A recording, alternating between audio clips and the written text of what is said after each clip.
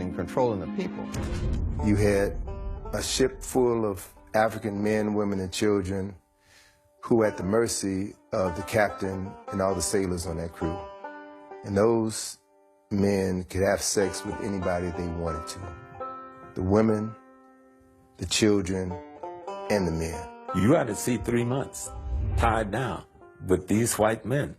There ain't no women there for the most part. When they start bringing women, they weren't even bringing women. They were bringing girls between the ages of 6 and 15 and raping them all. But they also were raping the men. Same things are happening on the plantation to demasculinize the black man.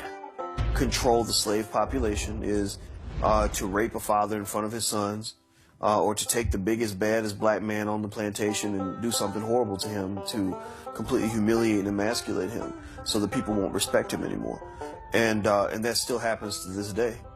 In the Caribbean, they had seasoning plantations, which were plantations used to break the slaves. And one plantation or one place that had a lot of seasoning plantations was Jamaica.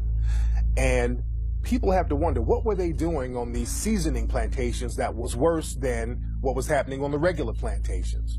Well, one thing that they were doing on these plantations, especially in Jamaica, they were doing a process called buck breaking, where the white supremacist slave owner or the white supremacist overseer would literally rape black men in front of the whole black population in order to break his spirit, in order to break him down as a man, in order to show dominance against him, in order to show the rest of the black population that this is not your leader. I just made your leader submit to me sexually. And this happened a lot in Jamaica. This is why homosexuality is so looked down upon in Jamaican culture today. And it was a way primarily of cutting down those who would rebel. In other words, it was a matter of power and control and domination. And they would call it buck busting, but it was really butt busting. Slavery continued until 1865 for about 2 generations, right? So how do you reconcile that? You can no longer bring in Africans, but you still have the business of slavery, so they still needed Africans to do the work down south, especially after the cotton gin was invented. So you had the creation of breeding farms. 2 of the largest slave breeding farms in the United States were on the eastern shore of Maryland and right outside of Richmond, Virginia. They literally bred black people like cattle.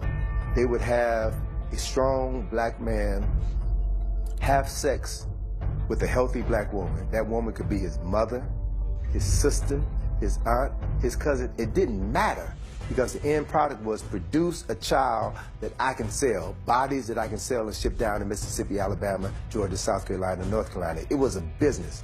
We had breeding farms in the United States that would put one person from one plantation against another.